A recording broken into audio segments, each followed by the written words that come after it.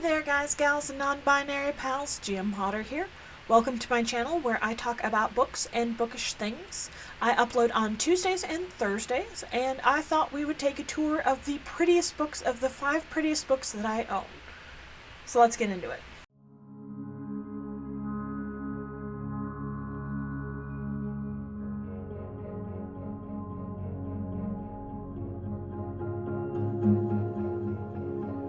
Coming in with my most recent beautiful book, that would be When the Tides Held the Moon.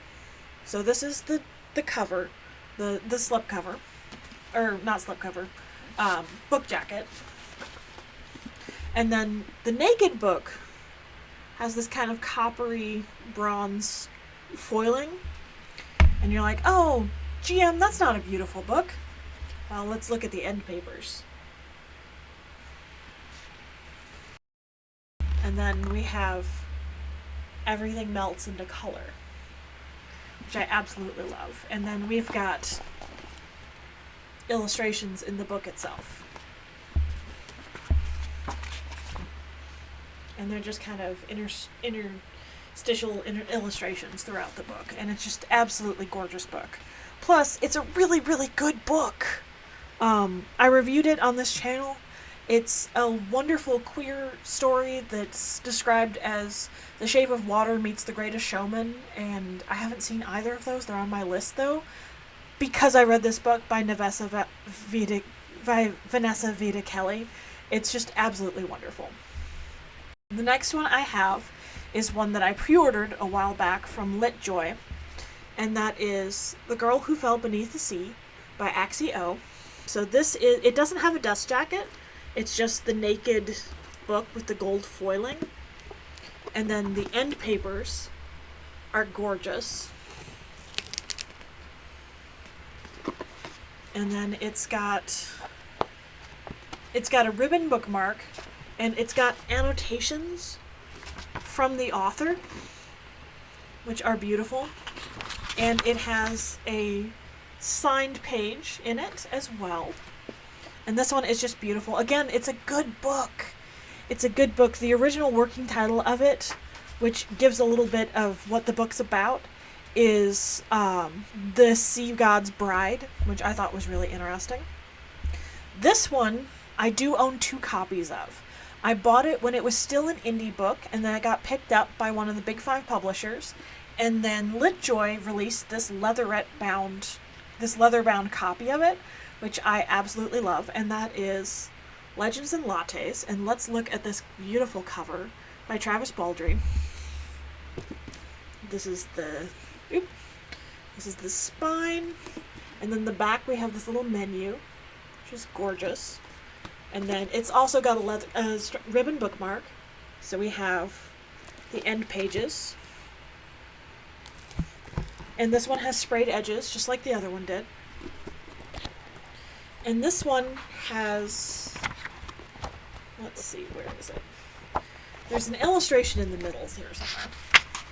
But it has a note from the author and a signed page.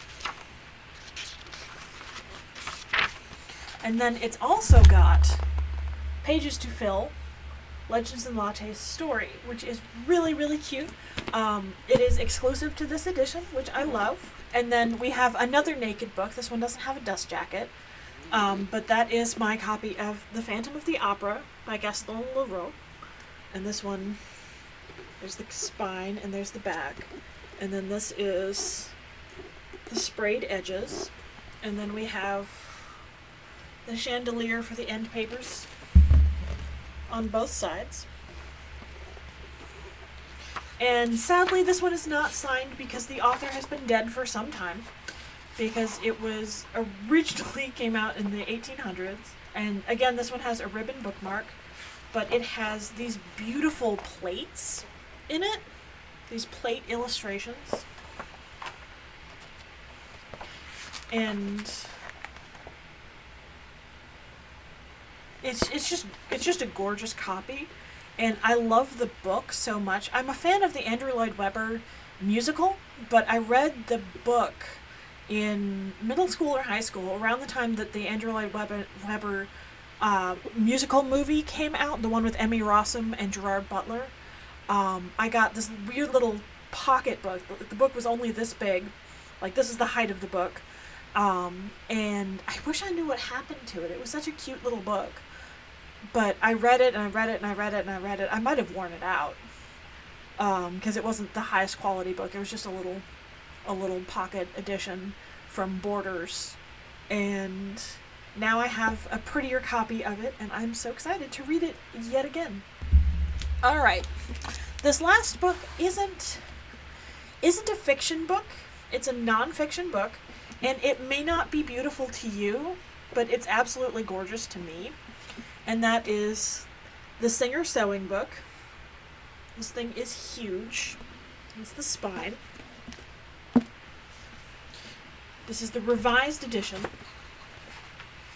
This one is from 1972, and it's got an evolution of sewing machines, illustration on the introduction, and it's just got these gorgeous hand-drawn illustrations on how to use your machine, and then how to sew, and we've got, oh come on book, how to sew seams,